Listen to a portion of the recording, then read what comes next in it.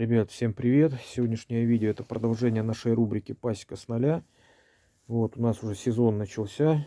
Вот те, кто следует за моей вот этой рубрикой, я хотел бы посоветовать приобретать оборудование, которое необходимо для пчеловодства, либо может что-то сами можете изготовить. Так как у нас пасека бюджетная, то у нас это тоже в почете.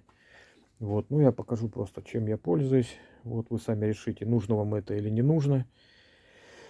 Вот, ну и в общем давайте начнем обзор небольшой. Значит, смотрите, что вам точно будет нужно. Нужно будет точно перчатки, ребят, потому что иногда бывает так, что ну, пчелы злые, к ним вообще не подступиться, и вот без перчаток туда лезть точно не надо. Вот, я видел там видео, где люди там работают в футболках, в тапочках, и некоторые даже вообще голым торсом. Ну, я не такой, я не люблю, когда меня жалят. Вот, я люблю работать в костюме, люблю работать в перчатках. Вот, ну и вот, собственно, и костюм, которым я пользуюсь. Все вот это оборудование, кстати, так, это все приобретено на Алиэкспрессе. То есть вы подобные вещи можете найти, если перейдете на Алиэкспресс. Покупаю я вот такой костюмчик, он где-то там стоит, не знаю, где-то около 20 евро. Вот, каждый сезон я себе приобретаю по такому костюмчику, и как бы его как раз на сезон хватает. Вот, ничего плохого сказать про него не могу. Иногда, кстати, его пчелы пробивают, так что это прям не панацея. Иногда можете и пострадать даже в этом костюмчике. Вот, ну, костюмчик это если я там на целый день там забуриваюсь на пасеку и работаю. Но если мне надо там по-быстрому выскочить, то обычно я надеваю перчатки. И вот такая вот есть шапка-невидимка, ребята. То есть вот натягиваю ее, и по-быстрому можно там сделать какую-то работку. Вот. Так что вот эти вещи нужны будут, обязательно нужны будут. Следующий инструмент это вот стамески. Значит, вот такой стамеской я пользуюсь большую часть времени. Есть у меня еще вот стамесочкой, ей ни разу не пользовался. Еще одна у меня есть просто на другом тачке, наподобие вот этой. Вот, на что обращаю внимание? Вот на этот крючок, ребята. Ну, во-первых, да, вот очень удобно, что здесь загнутый вот этот край. Там иногда надо сошкрести что-то, то есть вот это вот очень помогает. И вот этот крючок, он нужен, там бывает иногда рамки сцеплены между собой с помощью прополиса. И вот, чтобы их разорвать, оторвать друг от дружки, вот очень хорошо вот заводишь и как клинышком ее так чинить, и все, вернее, как монтировкой их разоединяешь. Вот. Следующее. Это дымарь. Вот этому дымарю уже лет 5, он еще до сих пор работает. Есть у меня еще один запасной. Вот. Дымарь нужен, ребят. Дымарь нужен, потому что без него в некоторых случаях не очень получается работать. Вот. Для чего нужен дымарь, я думаю, все понимают, да? Вот. Далее, ребят. Вот такая вот щеточка. Не самый необходимый предмет, но для начинающих, я думаю, я бы все-таки рекомендовал использовать. Сам редко пользуюсь, то есть если мне надо удалить пчелу, я обычно трясу рамку, но есть такие случаи, когда не особо можно потрясти, там если маточник, например, на рамке, вот, вам надо перенести там эту рамку вместе с маточником куда-то, ну, в общем, тогда уже, конечно, щетка.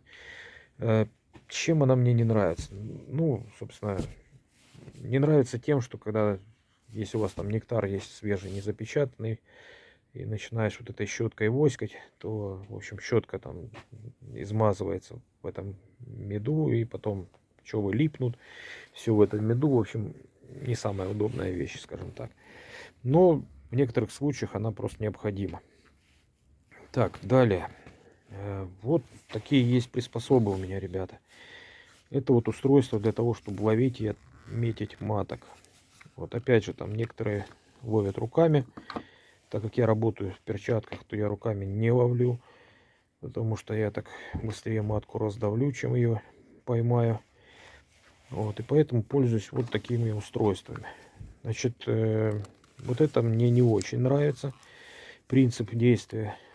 Вы как бы накрываете матку на рамке, матка туда залазит внутрь, после чего вы вот так вот закрываете вот эту шторку.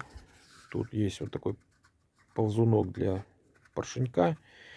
И поршень у нас с кусочком этого поролончика.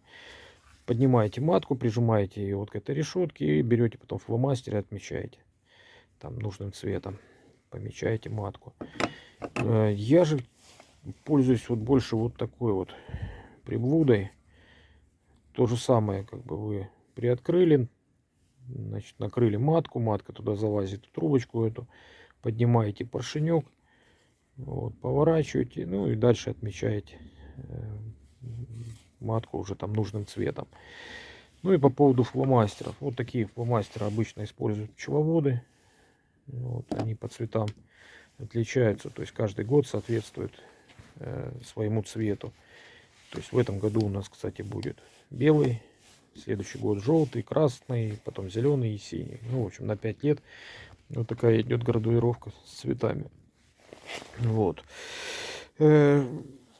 Ничего не могу сказать по этим фломастерам, то есть пользуюсь, все пользуются, я тоже пользуюсь. В общем, нормальная, хорошая вещь, как бы, ну, нужно, не нужно, решать вам. Если у вас там будет 3 улика, то, в принципе, вы можете обойтись и без этих фломастеров, потому что вы и так будете знать, какого года у вас там матки. Ну, если пасека будет большая, то лучше иметь вот как раз там набор себе этих фломастеров приобрели, и надолго вам хватит их.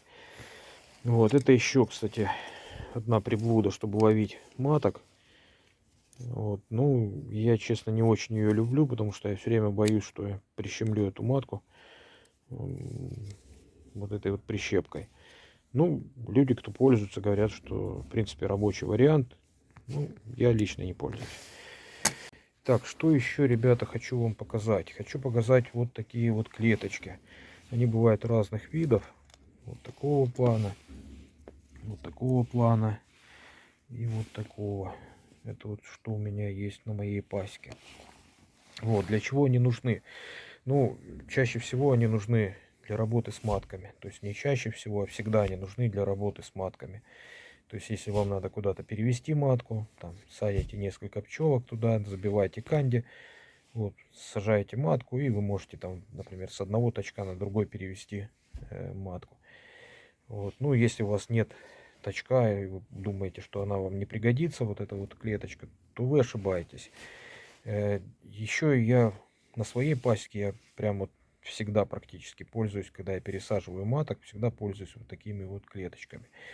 То есть предварительно посадил матку в клеточку, семья, которая не имеет матки, или там отводочек какой-то, который только-только был сделан.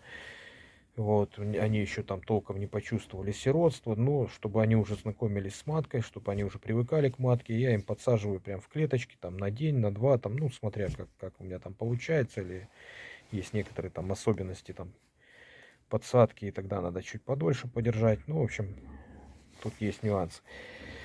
Вот, но я считаю, что, в принципе, если вы купите, они там стоят вообще копейки. Если вы приобретете, вот, чтобы у вас там на пасеке было там штук 5 вот таких клеточек, я думаю, вам будет достаточно на первое время. Вот, ну, ребята, в принципе, я так кратенький обзор сделал. Вот, сами решайте, что вам надо, что вам не надо. Вот, скажем так, давайте сейчас как подведение итогов, просто вот что обязательно надо иметь. Обязательно надо иметь дымарь, стамеску, обязательно перчатки и там какое-то средство защиты там лица от укусов. То есть это может быть либо вот эта шапка-невидимка, либо полный костюмчик для работы. Вот. Ну и уже дальше все остальное, что я вам показал, это уже так, как вы сами решите.